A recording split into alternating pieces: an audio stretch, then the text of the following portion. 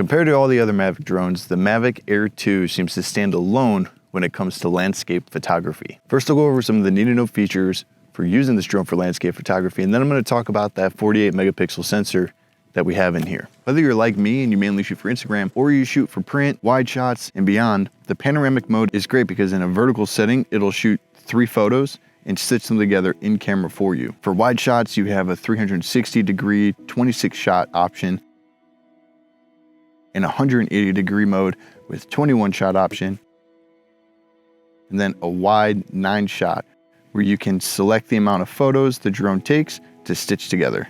If you're gonna use the panoramic option, I recommend using it when you have a dramatic sky, unlike what I'm shooting in right now, nice harsh lighting. The reason being is because if you have harsh lighting, no matter what, if you're using the wide or 360 degree or 180 degree option, you're more than likely gonna get the sun in the photos, unless you have the vertical option where you can then control where the sun is gonna be, or maybe in the 180 and wide option too. But you generally, when we're talking landscape photography, we want dramatic skies because it adds texture and depth. Plain blue sky can be used as, or seen as negatively used negative space. In a lot of scenarios, you're not gonna get something that really impacts the viewer or helps tell the story because it's just empty information within the image. Now let's talk about the dynamic range. The dynamic range in this drone is not the greatest, but the great thing about the drone is that it shoots with automatic exposure bracketing at a range of -1.3 EV to +1.3 EV. You can shoot with either 3-shot exposure bracketing or 5-shot exposure bracketing, and then merge them in Lightroom as an HDR image. And now let's look at the best ISO levels to shoot at. So here on the screen, you see that I am shooting at an ISO 200. And now we're gonna go ahead and look at the noise levels for each of these photos.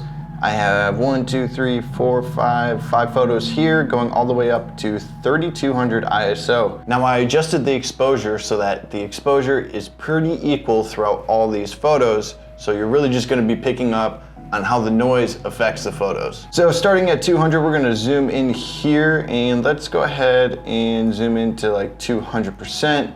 And we're gonna be looking at the boots right here. And you can see the photo is pretty soft, even though I had focused on me. The noise is not too bad. This is something that we could bring into Topaz Labs, and this is something easily fixable. We go into Topaz Denoise, create a copy, and we'll bump this to 200% right where we were looking so you can see it. Just let it choose its own. And there's the before, there's the after. So big difference there. I'm not gonna apply it because I'm not gonna use this. And now let's look at 400 ISO. 400 ISO, you can see big difference there. We're starting to get a lot of noise in the shadows, a lot of noise on my boots especially. That's why I chose this spot, because you have so many different contrasting options here.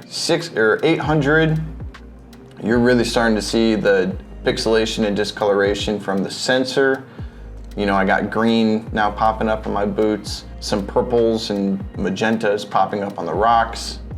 So a lot of different colored artifacts here. At 1600, it's pretty bad. I probably would not shoot at 1600. And then 3200 is just, I would never shoot at 3200. The sensor is just too small. If I had to choose my 2 options, I really wouldn't go above ISO 400. When shooting on a drone like this, it's really good to just think about it like shooting on an APS-C camera. You know, you have a smaller sensor, they're not gonna do super good in lower light or with high dynamic range. So you wanna keep that ISO level preferably below 800 if you can. Now, if you do use something like Topaz Denoise, let's take a quick moment and just see how well that can actually fix maybe something at 1600 with this photo. Now you can see it does a good job cleaning up the noise, but the resolution just isn't there. And this is something, again, you know, shooting at 12 megapixels, I just wouldn't risk shooting at that high of an ISO. So let's try and keep it below 400. And most importantly, make sure you've locked focus. Now back to the campsite. Now this drone does have a smart photo option, which pretty much just takes a photo like your smartphone does, where it'll take photos, merge them together at different exposure levels, and you get almost like a smart HDR image. like anything else, I recommend using a manual option so you have full control over your exposure, and you're gonna notice that it is just marginally better when you use the smart option, but let's be honest, we're taking away from what we do as photographers. This is an art, so you having control over it is gonna be the best way for you to produce the image that you are visualizing. Otherwise, you're just taking snapshots, and that's not photography. And I'm getting smoked out right now.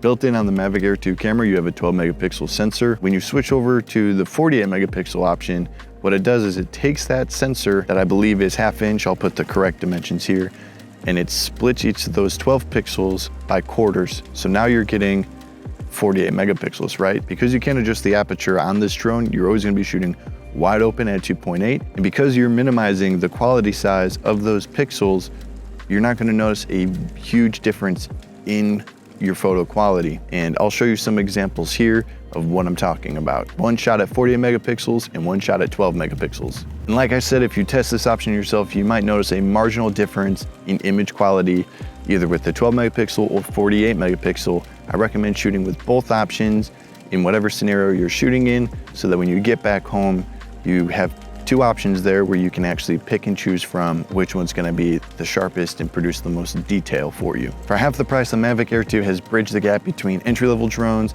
and professional drones. Now that you know that this is my go-to drone for landscape photography, go check out my other video to take your drone photography to the next level.